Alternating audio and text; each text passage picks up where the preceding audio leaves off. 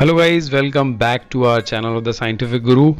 आज जो मैं आपको बताने वाला हूं, अगर कोई भी पेशेंट अगर वो इम्यूनो सप्रेसिव ड्रग्स पे है, उसको कोई भी इम्यूनो मॉड्यूलेटरी डिजीज़ है, ऑटो इम्यून डिजीज़ है, और अगर वो कोविड का वैक्सीन लगवा रहा है तो उस पर क्या डिफरेंस आएगा, और कोई ऐसा पर्सन जो कोविड का वैक्सीन लगवा रहा है, कोई भी ड्रग नहीं ले रहा है, उस पर क्या इफेक्ट आएगा। सो चलिए मैं आपको डेटा के साथ बताऊंगा, मगर उससे पहले अगर आपने चैनल को सब्सक्राइब नहीं किया हुआ है तो प्लीज़ सब्सक्राइब बटन अगर आप इस चैनल पे न्यू हैं।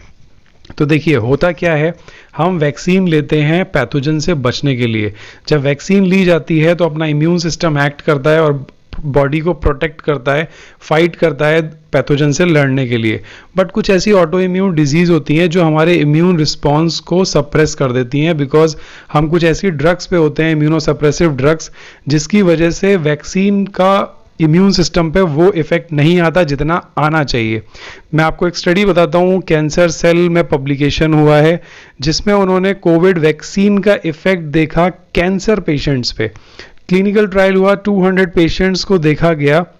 They have all respond very well to the vaccine, but the result was that the 30% of the patients lacked antibody response. मतलब उनके अंदर 30% के अंदर वो एंटीबॉडी लेवल था ही नहीं जो होना चाहिए था। क्यों? Because these cancer patients are on the drugs that suppress their immune system.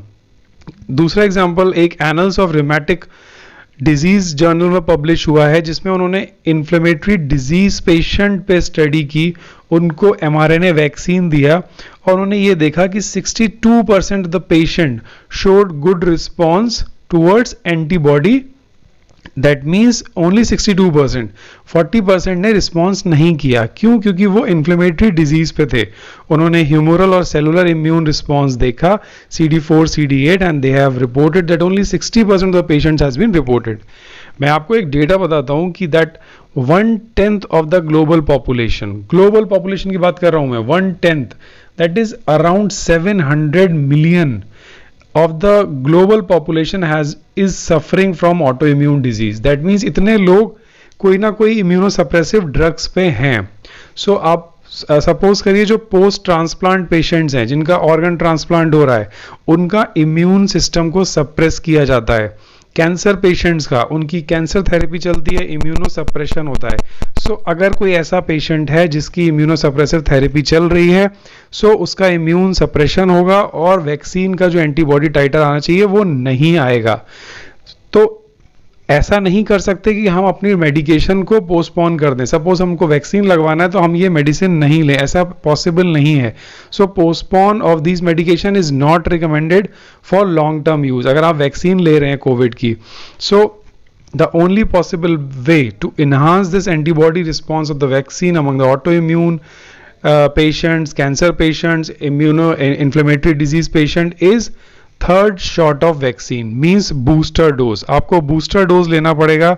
NEJM जो कि साइंस का सबसे बड़ा जर्नल है, उसने एक स्टडी की जिसमें थर्ड शॉट दिया, मतलब बूस्टर डोज दी इम्यूनो कॉम्प्रोमाइज पेशेंट्स को, जिसमें कि उन्होंने ऑर्गन ट्रांसप्लांट के कुछ पेशेंट्स को लिया, इम्यूनो कॉम्प्रोमाइज पेशेंट्स को लिया, and they have reported the response mean 68% अच्छा रिस्पॉन्स मिला। मीन 68% एंटीबॉडी टाइटर उनका हाई मिला कंपेयर टू जिनको 2 डोज वैक्सीन मिली।